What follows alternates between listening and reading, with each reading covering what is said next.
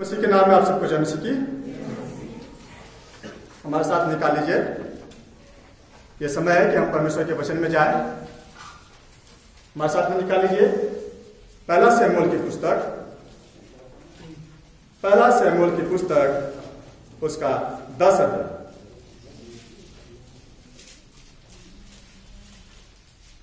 पहला शमूएल की पुस्तक उसका 10 अध्याय आपके पास जैसा कि बाइबल है तो उसमें 339 पेज नंबर पे है।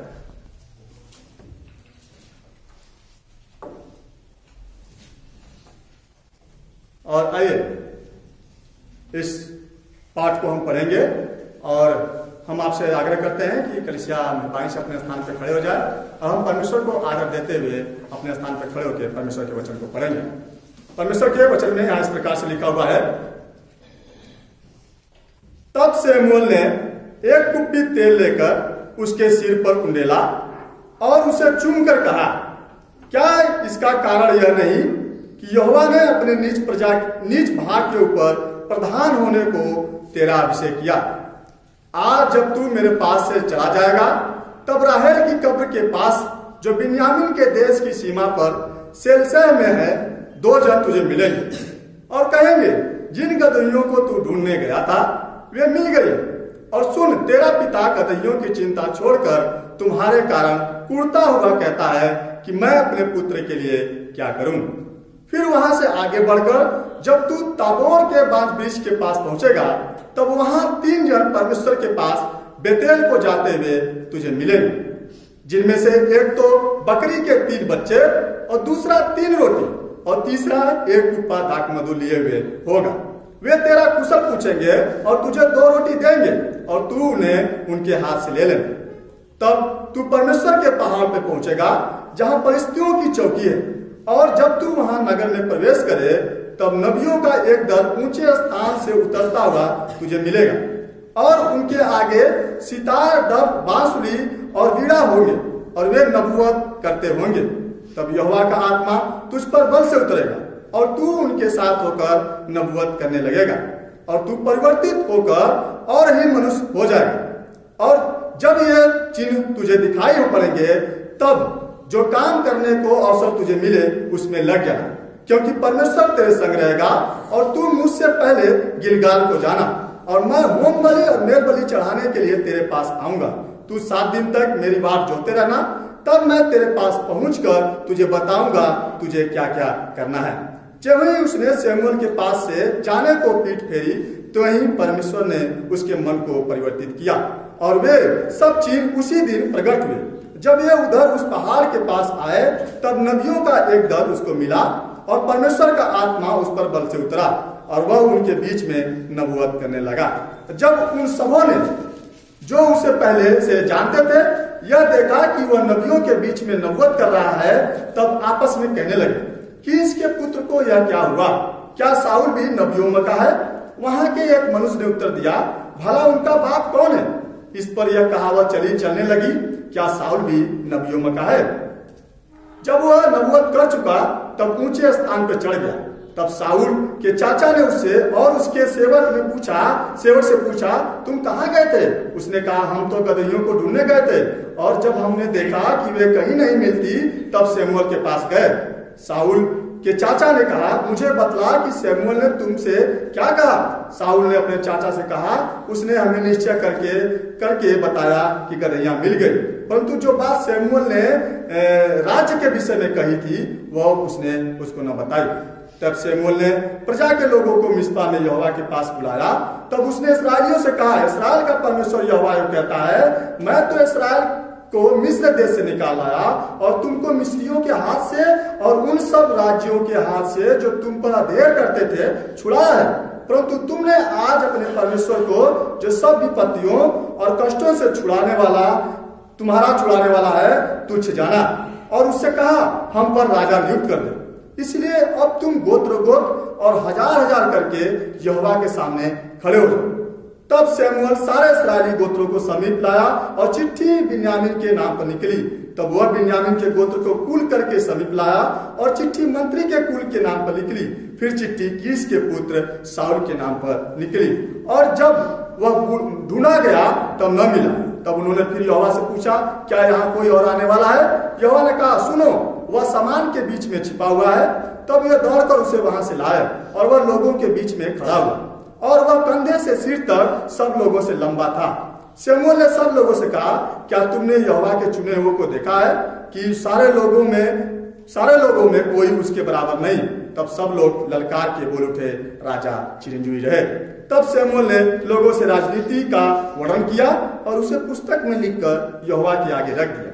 फिर शमूएल ने सब लोगों को अपने अपने घर जाने को विदा किया और शाऊल गिबा को अपने घर चला गया और उसके साथ एक दल भी गया जिनके मन को परमेश्वर ने उभारा था। परंतु कई लुच्चे लोगों ने कहा, यह जन हमारा क्या उद्धार करेगा? और उन्होंने उसको तुच्छ जाना और उसके पास भेंट न लाए। तो भी वह सुनी अनसुनी करके चुप रहा। यह परमेश्वर का वचन है। आप सब अपने स्थान पर बैठ जाते।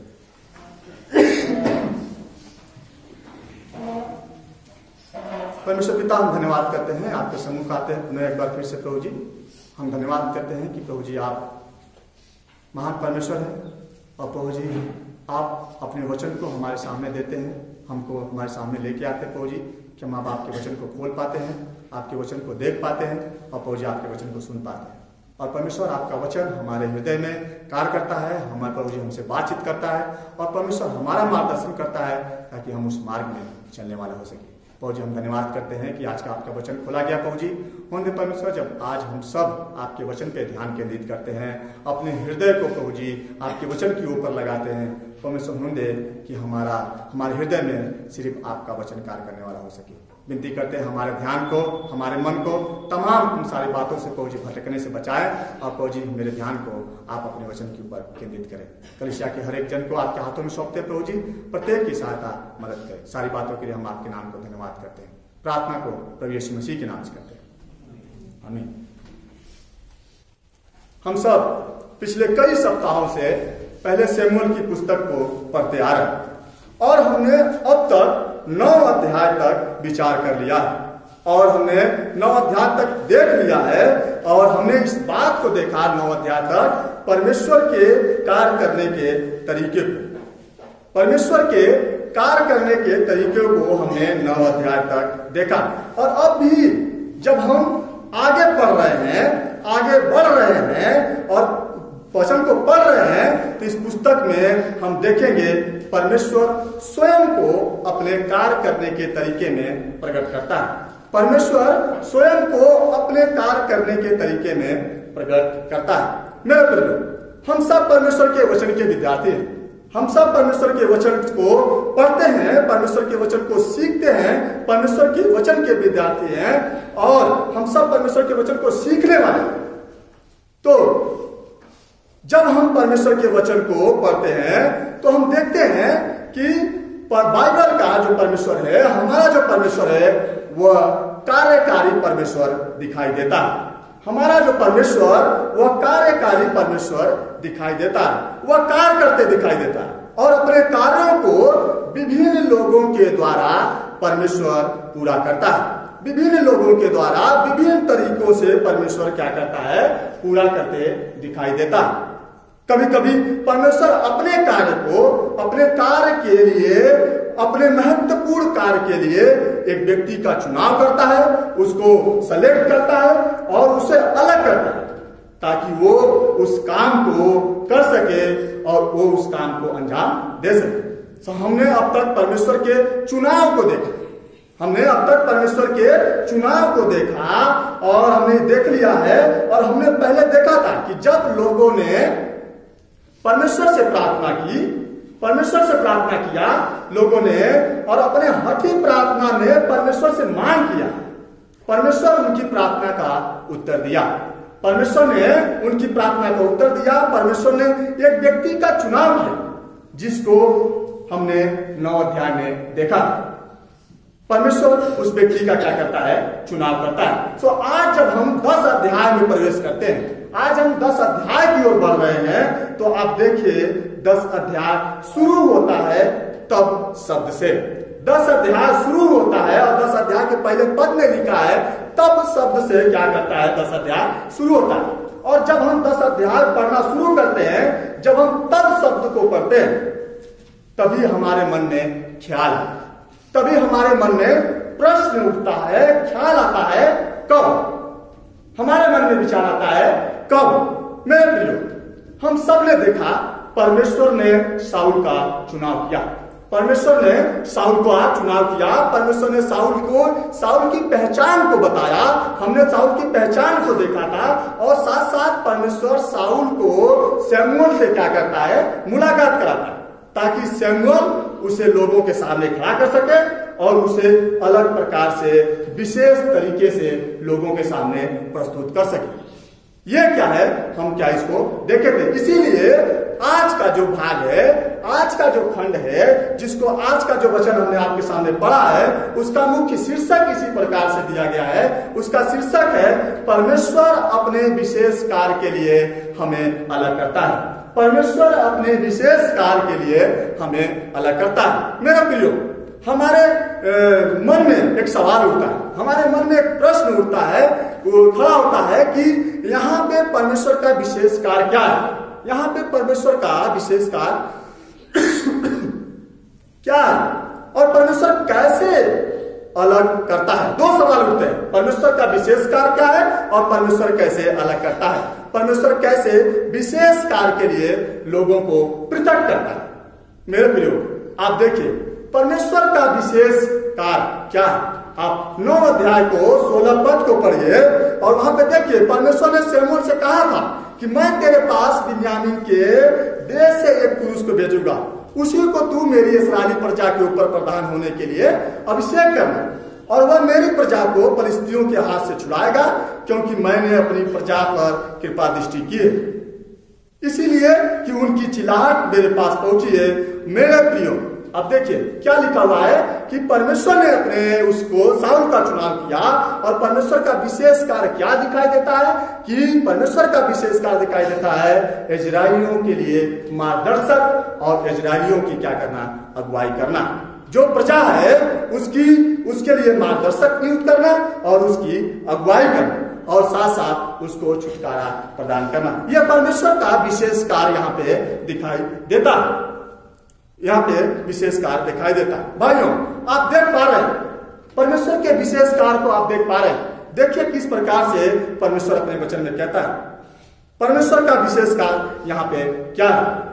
उसके लोगों का मार्गदर्शन करना, उसके लोगों का मार्गदर्शन करना, उसके लोगों का उन्हें इस्राएली प्रजा को अगुवाई करना और उन्हें छुटकारा प्रदान करना, उन्हें छुटकारा प्रदान करना। यह परमेश्वर का विशेष कार्य दिखाई देता है। दूसरा यह कि परमेश्वर कैसे अलग करता है, परमेश्वर कैसे पृथक करता है। मेरे प्रियो, जब हम पुराना नियम को पढ़ते हैं तो आप देखिए अधिकतर हम देखते हैं कि जिन लोगों को परमेश्वर ने अलग किया, जिन लोगों को परमेश्वर ने नियुक्त किया, पृथक किया, उनको परमेश्वर ने तेल से अभिषेक किया, उनको परमेश्वर ने तेल से अभिषेक कराया। और तेल का अभिषेक इस बात का प्रतीक था, तेल का अभिषेक इस बात का चिन्ह था, इस बात का प्रतीक था कि वह वस्तु, वह सामग्री, वह व्यक्ति विशेष कार्य के लिए क्या है? अलग किया है। वह व्यक्ति, वह वस्तु, वह सामग्री परमेश्वर की सेवा के लिए, विशेष के लिए अलग किया गया है, वह पृथक किया गया है। और इसके लिए क्या है? तेल से परमेश्वर अभिषेक कराता है ताकि वह अलग किया जाए।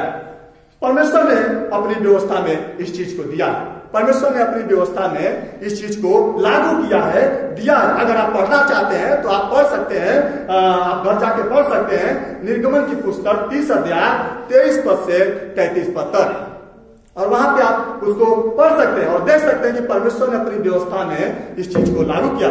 तो मेरे प्रियो, जब परमेश्वर किसी व्यक्ति के साथ ऐसा करता है तो परमेश्वर उसे अगुआ बनने के लिए बुलाता है, परमेश्वर उसे अगुआ बनने के लिए बुलाता है और उसे नियुक्त करता है। चाहे वो उस योग्य नहीं है तो भी परमेश्वर कई बार इस प्रकार से कार्य करता है। चाहे वो उस योग्य नहीं है तो भी परमेश्वर कई बार इस प्रकार से कार्य करता है। सो प्रश्न उठता है कि क्या साउल योग्य था? क्या साउल सक्षम था? क्या साउल योग्य था उस विशेष कार्य को करने के लिए? मेरे प्रिय, अगर आप साउल के बारे में अध्ययन करें, आप साउल के बारे में अध्ययन करें तो देख पाएंगे कि साउल उस योग्य नहीं था, वो उस सक्षम नहीं था, वो उस काम के लिए वो उस योग्य नहीं था, सक्षम नहीं था। और परमेश्वर ने और लोगों ने क्या किया था? अपने हठी प्रार्थना में परमेश्वर से मांग किया था कि उनके लिए एक प्रधान नियुक्त किया जाए, एक शासक, एक राजा नियुक्त किया जाए। और परमेश्वर ने उसको क्या किया था? ठहराया। परमेश्वर ने उसे ठहराया था। इसीलिए यहाँ पर अब देखिए कि यहाँ पे हम देखने का प्रयास करेंगे और 3 बिंदु को हम देखेंगे कि परमेश्वर का, जब हमने देखा कि परमेश्वर अपने विशेष कार्य के लिए अलग करता है हमें, तो 3 बिंदुओं को उसको समझने का प्रयास करेंगे। और पहला बिंदु इस प्रकार से है, परमेश्वर अनुभवी व अशिक्षित को जिम्मेदारी उठाने के लिए सक्षम बनाता है। परमेश्वर अनुभवी व अशिक्षित को जिम्मेदारी उठाने के लिए सक्षम बनाता है। जिम्मेदारी उठाने के लिए सक्षम बनाता है। 1 से 8 पद में। मेरे प्रियो, आपको याद है पिछले अध्याय में हमने साउल के बारे में, उसके पृष्ठभूमि के बारे में देखा था कि वह किस गोत्र का है, किसका बेटा था और साउल किस प्रकार का व्यक्ति था।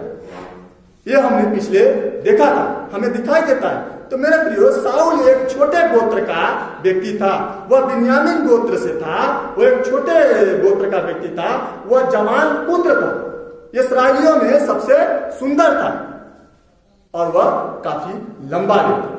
साउल काफी लंबा व्यक्ति था, तो उसके उसने सेवाकार का अनुभव नहीं किया। साउल ने सेवाकार का अनुभव नहीं किया था। वह पढ़ा लिखा व्यक्ति नहीं था, वह व्यक्ति ज्ञानी नहीं था, बुद्धिमान नहीं था, वह इस कार्य के लिए सक्षम नहीं था कि वह उस जिम्मेदारी को निभा सके, वह उस जिम्मेदारी को पूरा कर सके। तो परमेश्वर उसको सक्षम बनाता है, परमेश्वर उसको योग्य बनाता है, उसको सक्षम बनाता है ताकि वो उस जिम्मेदारी को उठा सके। परमेश्वर अपनी जिम्मेदारी को उठाने के लिए उसको सक्षम बनाता है और इसी के साथ साथ बहुत सारी चीजों का अनुभव कराता है। परमेश्वर सिर्फ जिम्मेदारी ही नहीं देता है, वो क्या है? जिम्मेदारी देने के साथ साथ बहुत सारी चीजों को अनुभव कराता है। और आप देखिए यहाँ पे साउल ने कई सारी चीजों का अनुभव किया हुआ है, परमेश्वर ने उसको अनुभव कराया। और आप देखिए, जब शमूएल ने साउल का अभिषेक करके अपने पास से उसको भेजा तो उसको बताया कि मार्ग में उसे अलग अलग प्रकार के लोगों से मुलाकात होगी, मार्ग में उसे अलग अलग प्रकार के लोगों से मुलाकात होगी। और आप देखिए, साउल उन सब चीजों का अनुभव करता है, उन सारी चीजों का अनुभव करता है जो उसके बारे में उसने कभी सोचा नहीं था, जिसके बारे में उसने कभी विचार नहीं करता। और उसने 3 चीजों का अनुभव किया, उसने 3 चीजों का अनुभव किया। और पहले चीज का उसने अनुभव किया, वो क्या अनुभव किया करता है साउल? अपरिचित लोगों से बातचीत करने का अनुभव, अपरिचित लोगों से बातचीत करने का अनुभव करता है। 2 पद में साउल को 2 जन मिलते हैं, उससे बातचीत करते हैं जो साउल के लिए अनजान है। अब देखिए, जो साउल के लिए अनजान है, उसके लिए अपरिचित लोग हैं, वो उससे बात करते हैं। वह 2 जन उसे उसके पिता के बारे में और उसके गदहियों के बारे में बताते हैं, उसको पिता के बारे में, उसके परिवार के बारे में, उसके गदहियों के बारे में बताते हैं। मेरे प्रिय, आपके पास कोई अनजान व्यक्ति आता है, अगर आप कभी अनजान व्यक्ति से मिले हैं तो वो क्या करता है? वो आपसे क्या करता है? क्या वो आपके पास आता है और आपके बारे में बताने लगता है? क्या वो आपके परिवार के बारे में बताने लगता है? क्या वो यह बताने लगता है कि आपके घर में कितने सामग्री है, आपके घर में क्या क्या है, आपके घर में कौन कौन लोग हैं? ये सब सारी चीजें एक अनजान व्यक्ति आपको बताता है? नहीं बताता। क्यों नहीं बताता? क्योंकि वो हमारे लिए अपरिचित है और वो हमारे लिए अनजान व्यक्ति है।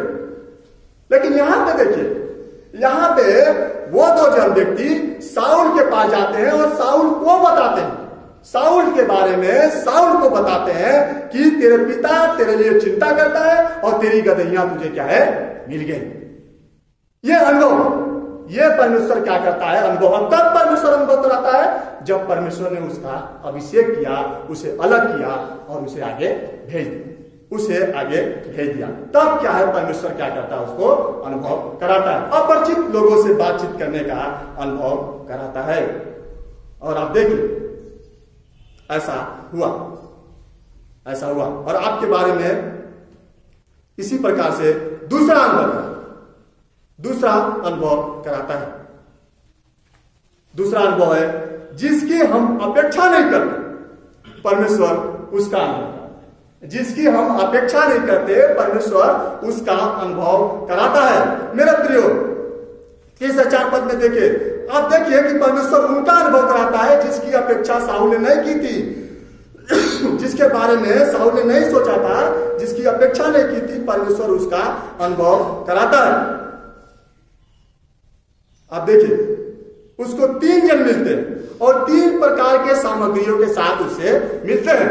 वे साउल का हालचाल पूछते हैं, साउल का कुशल मंगल पूछते हैं और उसे भोजन वस्तु देते हैं। और वह उसे क्या करता है, ग्रहण करता है, उसे क्या करता है, ग्रहण करता है। परमेश्वर साउल को उसका अनुभव कराता है जिसके बारे में साउल ने कभी विचार नहीं किया था, जिसके बारे में साउल ने कभी सोचा नहीं था। परमेश्वर क्या करता है, उसका अनुभव कराता है। और परमेश्वर उन चीजों का अनुभव कराता है जिसके बारे में हम और आप नहीं जानते। कभी कभी हमारे साथ भी ऐसा होता है जिसमें हम क्या है, गलतफहमी में पड़ जाते हैं, हम सोच नहीं पाते, हम समझ नहीं पाते। जब परमेश्वर हमें अपनी सेवा में इस्तेमाल करता है, जब परमेश्वर हमें अलग करता है और परमेश्वर अपनी जिम्मेदारी को उठाने के लिए हमें सक्षम बनाता है, तो हमें विभिन्न रास्तों से होके, विभिन्न चीजों से होके क्या है, गुजरता है, लेके जाता है, ताकि हम उन चीजों का अनुभव कर सके।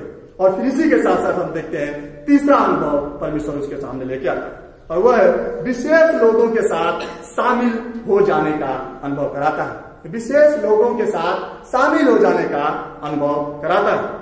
मेरे प्रियो, आप देखिए, साउल छोटे गोत्र का व्यक्ति था जो विशेष नहीं था, परंतु परमेश्वर उसके नियुक्ति के बाद उसे विशेष लोगों के मध्य में भेजता है, उसको विशेष लोगों के बीच में भेजता है।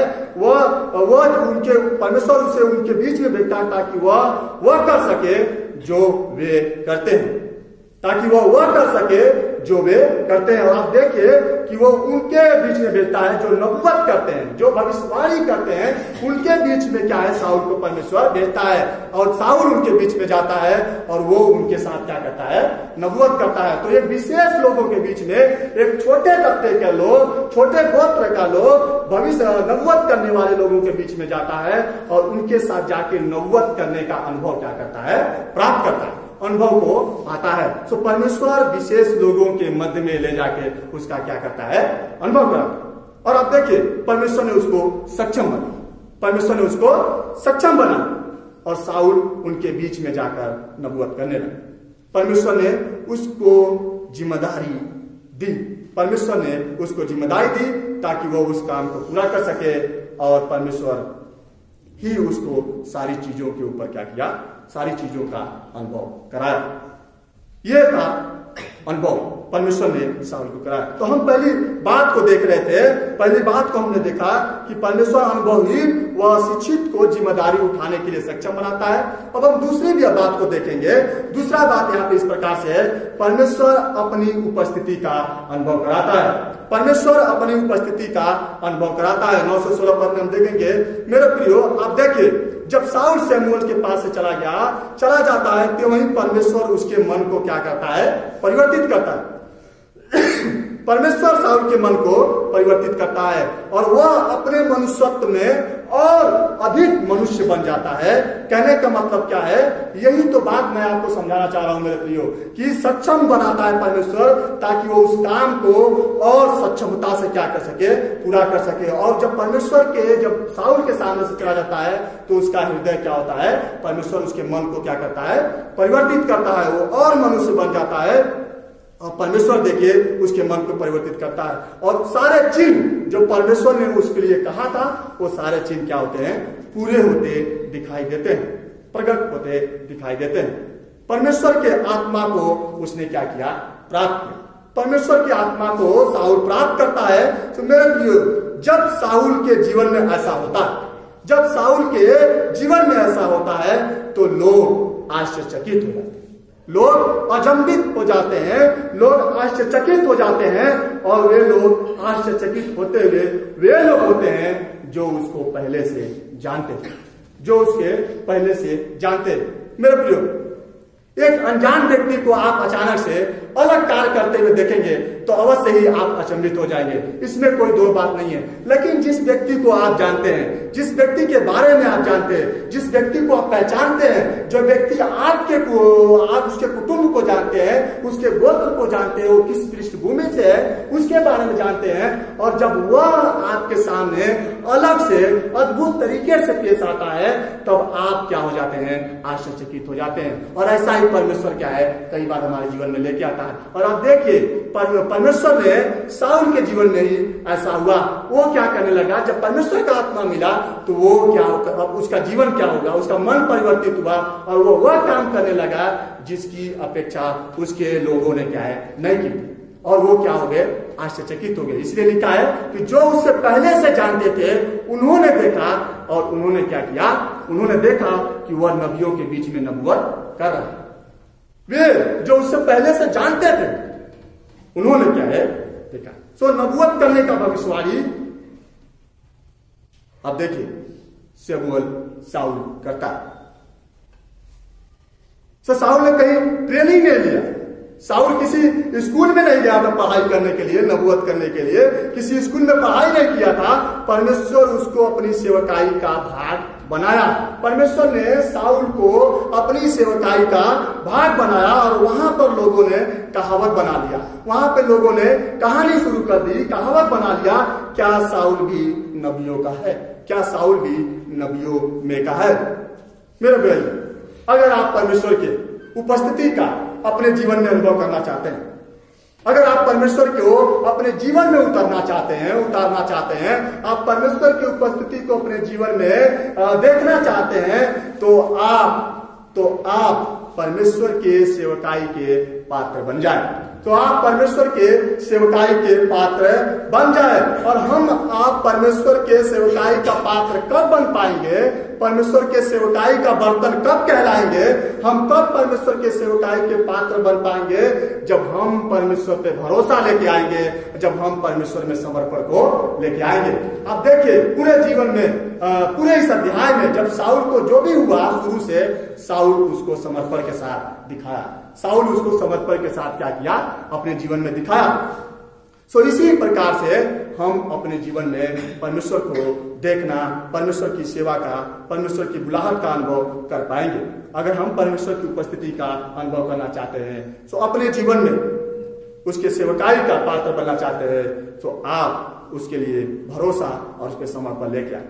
परमेश्वर साउल के जीवन में अपनी उपस्थिति, अपनी सामर्थ्य को दिया, अपनी उपस्थिति को दिया, अपनी सामर्थ्य को दिया, और साथ ही साथ परमेश्वर ने लोगों को इस चिन्ह के द्वारा विश्वास दिलाया, लोगों को, इस्राएलियों को इस बात के लिए विश्वास दिलाया कि यही है जिसको परमेश्वर ने ठहराया, यही है जिसको परमेश्वर ने नियुक्त किया है, यही है जिसको परमेश्वर क्या कर रहा है, अलग कर रहा है, यही है जो लोगों की अगुवाई करेगा और उनके छुटकारे की जिम्मेदारी को निभाएगा, लोगों की अगुवाई करेगा और उनके छुटकारे की जिम्मेदारी को निभाएगा। मेरे सो हम तीसरे बिंदु की ओर आए, हम तीसरे बिंदु को देखते, और तीसरा बिंदु हमारा इस प्रकार से,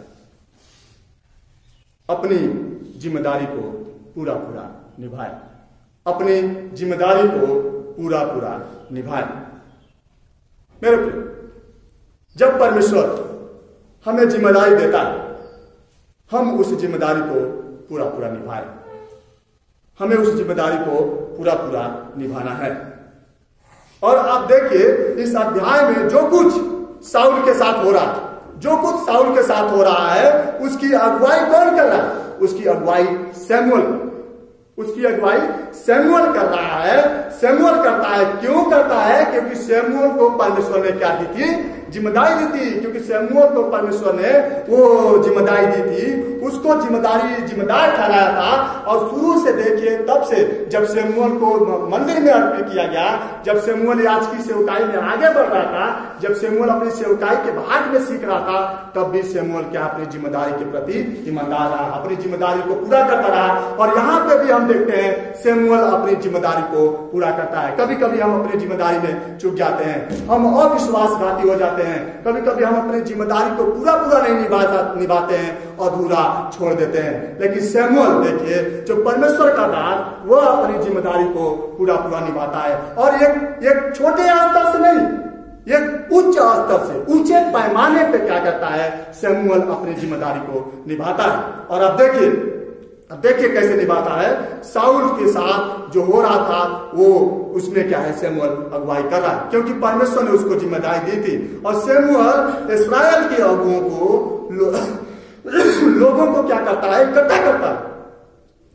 विशेष स्थान में शमूएल लोगों को इकट्ठा करता है, मिस्पा में लोगों को इकट्ठा करता है। एक सभा शमूएल क्या कर रहा है, एक सभा आयोजित कर रहा है, एक सभा आयोजित करता है और लोगों को उनकी मूर्खतापूर्ण बातों को क्या करता है, स्मरण दिलाता है। लोगों को उनकी मूर्खतापूर्ण बातों को स्मरण दिलाता है। और आप देखिए क्यों स्मरण दिलाता है, क्योंकि उन्होंने परमेश्वर को नीचा दिखाया था। उन्होंने परमेश्वर को नीचा दिखाया था। और आप देखिए लिखा हुआ है कि उन्होंने परमेश्वर को तुच्छ जाना। 19 पद में उन्होंने परमेश्वर को नीचा दिखाया, तुच्छ जाना, परमेश्वर को तुच्छ जाना। जिस परमेश्वर ने उनको छुड़ाया, जिस परमेश्वर ने उनको बुलाया, जिस परमेश्वर ने उनको उस महामारी से, उस गुलामी से, उस दासत्व के घर से क्या किया था, छुड़ा के लेके आया था, उस परमेश्वर को उन्होंने क्या किया था, नीचा दिखाया था, उस परमेश्वर को तुच्छ जाना था। और उसी परमेश्वर ने क्या है, उसी के लिए क्या है, वो शमूएल क्या करता है, लोगों को उनकी मूर्खतापूर्ण बातों को क्या करता है, स्मरण दिलाता है। क्या स्मरण दिलाता है, वह कहता है कि परमेश्वर ने तुमको छुड़ाया, परमेश्वर ने तुमको बुलाया, तो आज तुम परमेश्वर को इस बात के लिए नीचा दिखाते हो, तुमने अपने परमेश्वर से क्या किया, अपने लिए राजा मांगा, तुमने परमेश्वर से अपने लिए शासक मांगा है, तुमने परमेश्वर से अपने लिए राजा नियुक्त करने के लिए क्या किया है, मांग किया है। और इसीलिए क्या है, इसके द्वारा क्या है, अपने हठी प्रार्थना में उन्होंने क्या है, परमेश्वर को तुच्छ ठहराया था, परमेश्वर को तुच्छ जाना था। शमूएल शाऊल उनके सामने लेकर आता है, शमूएल शाऊल को लोगों के सामने लेके आता है। और कैसे लेके आता है, चिट्ठी के द्वारा चिट्ठी डाला जाता है। और 3 बार चिट्ठी यहाँ पे डाली गई है, और 3 बार में हम देखते हैं कि शाऊल के नाम पर चिट्ठी निकली है। शमूएल ने लोगों को शाऊल के बारे में बताया, जिम्मेदारी को पूरा कैसे करता है, पहले लोगों को सभा आयोजित करता है, लोगों को इकट्ठा करता है, और उस स्थान में इकट्ठा करता है जो स्थान शमूएल ने विशेष रूप से निर्धारित किया हुआ था। जब हम 7 अध्याय को पढ़ते हैं तो हम देखते हैं कि वो मिस्पा स्थान जहां पे शमूएल क्या करता था, भक्ति करता था, जहां पे परमेश्वर की आराधना करता था, जहां पे परमेश्वर की उपस्थिति होती थी, वहां पे शमूएल लोगों को क्या करता है, इकट्ठा करता है, सभा आयोजित करता है, इस्राएलियों के अगुओं को बुलाता है, इस्राएली प्रजा को इकट्ठा करता है, ताकि उनके सामने शमूएल को खड़ा कर सके, उनके सामने शमूएल को प्रस्तुत कर सके, उनके सामने शमूएल को खड़ा कर सके। और जब परमेश्वर ने शाऊल के बारे में बताया जो छिपा हुआ, और फिर जब शमूएल ने शाऊल को लोगों के बीच में खड़ा किया, तो लोगों को बतलाया। और जब लोगों ने परमेश्वर के चुने हुए को देखा, तो लोगों ने जय जयकार, लोगों ने ललकार लगाई, लोगों ने जय जयकार किया और ललकार लगाई। और देखिए क्या ललकार लगाई, राजा चिरंजीवी रहे, राजा चिरंजीवी रहे। मेरे प्रिय, शाऊल अपने अधिकार और अपने जिम्मेदारी से शमूएल ने अपने अधिकार, अपने जिम्मेदारी से शाऊल को क्या किया, प्रतिष्ठित किया, शाऊल को ऊंचा उठाया, उसने अपनी जिम्मेदारी को पूरा किया और शाऊल को प्रतिष्ठित किया, जबकि वो परमेश्वर के दृष्टि में अयोग्य थे। जबकि वो परमेश्वर के दृष्टि में अनुभवहीन था, असक्षम था, परंतु सैमुअल ने साउल को उसको प्रतिष्ठित किया, उसको सामने खड़ा किया, क्योंकि लोगों की मांग थी, प्रजा की मांग थी। उन्होंने अपनी प्रार्थना में मांग की कि उसके लिए शासक परमेश्वर दे, उसके लिए राजा परमेश्वर दे। मेरे प्रिय, परमेश्वर के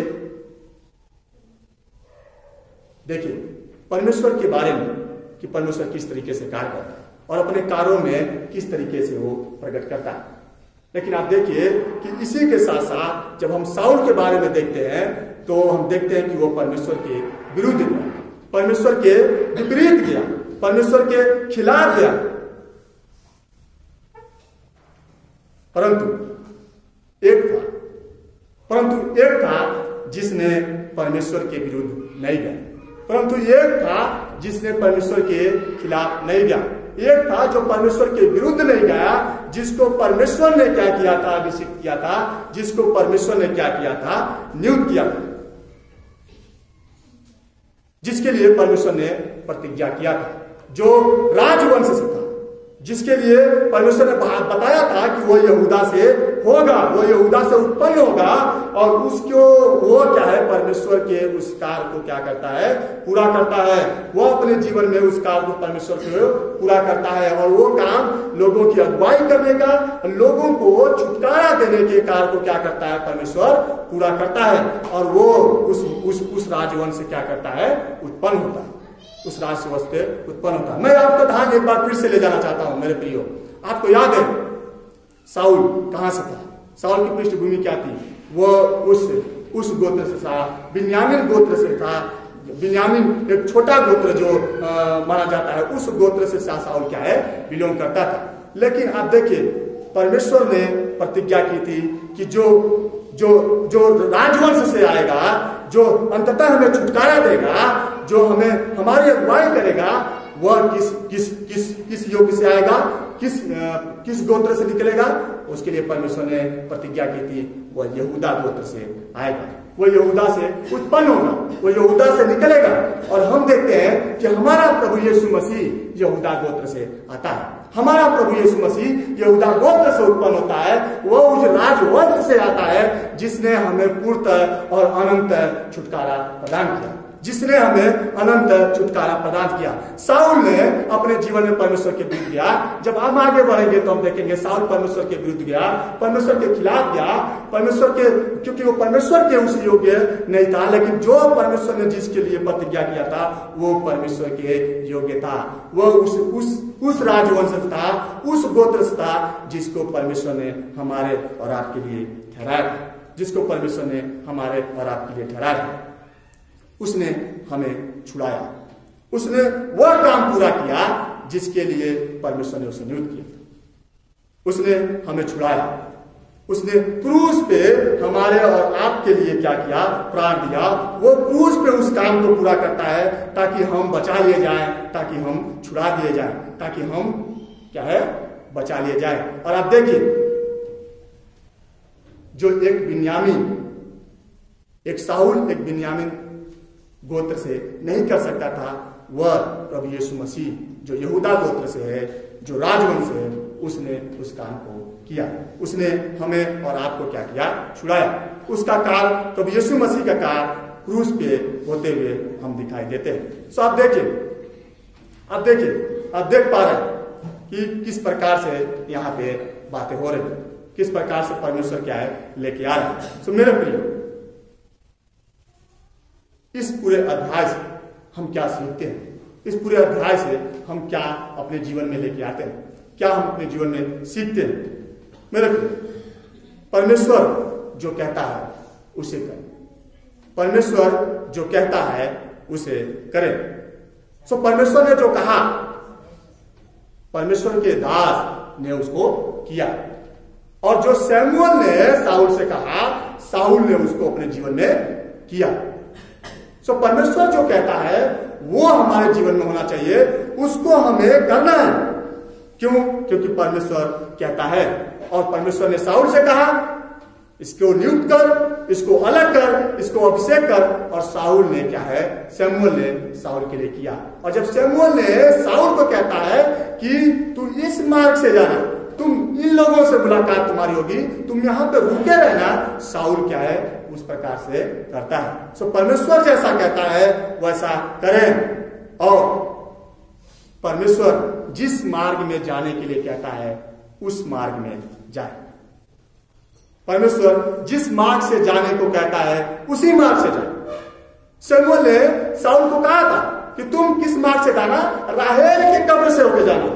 राहेल आपको पता है, जबकि राहेल जो उत्पत्ति की पुस्तक हम पढ़ते हैं तो हम देखते हैं कि वहां के 35 अध्याय में राहेल जो कि जब वो आखिरी बच्चा उसके जन्म में था, उसके गर्भ में था, और वो कौन था, वो जब उसको जन्म दे रही थी उसी समय राहेल की क्या हो जाती है, मृत्यु हो जाती है। और वो उस बच्चे का नाम वहां पे बिन्यामीन करके रखा गया है। और वहां पे आप देखिए कि एक कैसे एक संबंध जुड़ा हुआ है यहाँ पे कि शमूएल जो है साउल से कहता है कि तू राहेल के कब्र से होकर जाना, उस मार्ग से होकर जाना, उसी मार्ग में तुझे वो जन मिलेंगे। और साउल क्या है उस मार्ग से जाता है। और उसी बिन्यामीन के गोत्र से साउल क्या है पाया जाता है। उसी बिन्यामीन के गोत्र से साउल को हम देखते हैं। सो उस मार्ग में जाए जहां परमेश्वर आपको ले जाना चाहता है, जिस मार्ग से परमेश्वर आपको कहता है। और अगली बात, परमेश्वर जिस स्थान पे प्रतीक्षा करने को कहता है उस स्थान पे प्रतीक्षा करें।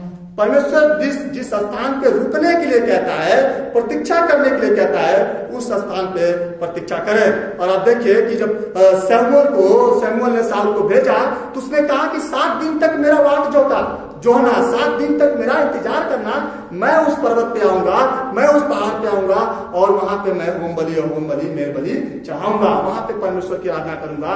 और जब मैं तुझे बताऊंगा कि तुझे क्या क्या करना है, तुझे क्या क्या करना है।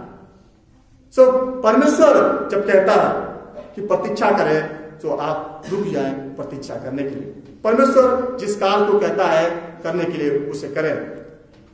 मेरे प्रियो, हमें कार्यकारी बनने की आवश्यकता है, हमें कार्यकारी बनने की आवश्यकता है। सो हम सब जो अपने कार्य में ठंडे पड़ जाते हैं, हम सब कार्यकारी नहीं बन पाते हैं। इस बात को ध्यान रखें कि हमें कार्यकारी बनने की जरूरत है। और परमेश्वर के हम देखते हैं कि परमेश्वर के चरित्र में हम देखते हैं कि परमेश्वर कार्यकारी परमेश्वर है, निरंतर कार्य करने वाला परमेश्वर है। सो हमें कार्य करने की जरूरत है। तो हमें एक सवाल के साथ मैं आपको छोड़ना चाहता हूं, कुछ प्रश्न के साथ मैं आपको छोड़ना चाहता हूं। और ये सवाल अपने आप से हमें पूछने की जरूरत है कि क्या परमेश्वर हमें अपनी सेवा कार्य के लिए चुना है? क्या परमेश्वर ने हमें और आपको अपनी सेवा कार्य के लिए चुना है? मेरे प्रियो, अगर परमेश्वर ने आपको अपनी सेवा कार्य के लिए चुना है, हमें अपने सेवा कार्य के लिए चुना है, तो आप जो है कार्यकारी व्यक्ति बने, परमेश्वर के उसके अनुसार जैसा परमेश्वर क्या है बताता है। दूसरा सवाल हम अपने आप से पूछ सकते हैं कि क्या परमेश्वर अपने सेवा में हमें सहभागी बनाना चाहता है? क्या परमेश्वर अपनी सेवा में हमें सहभागी बनाना चाहता है? आप देखिए, साउल जो सक्षम नहीं था, अनुभव ही नहीं था, पढ़ा लिखा नहीं था, वो उस योग्य नहीं था, परमेश्वर ने उसको सक्षम बनाया। परमेश्वर ने उसको अपनी सेवा का भागी बनाया। वो उस सेवा का भागी बना जिसके बारे में उसने कभी सोचा नहीं था। वो नबूवत करने की, भविष्यवाणी करने की सेवा में क्या है शामिल होता है, उनके साथ देता है, उनके साथ क्या करता है, वो उस कार्य को करता है। सो वो अनुभव परमेश्वर उसको प्रदान करता है जिसने उसको कभी अपने जीवन में नहीं सोचा था। सो आज जब हम सब इस प्रश्न में सवाल करते हैं, इस प्रश्न पे विचार करते हैं, तो हम अपने आप को, अपने हृदय में इस बात को जान पाएंगे कि सच में हम परमेश्वर के सेवा के पात्र बनने के योग्य हैं या नहीं। क्या हम परमेश्वर की सेवा के पात्र बनेंगे? क्या आप परमेश्वर की सेवा के बर्तन कहलाएंगे?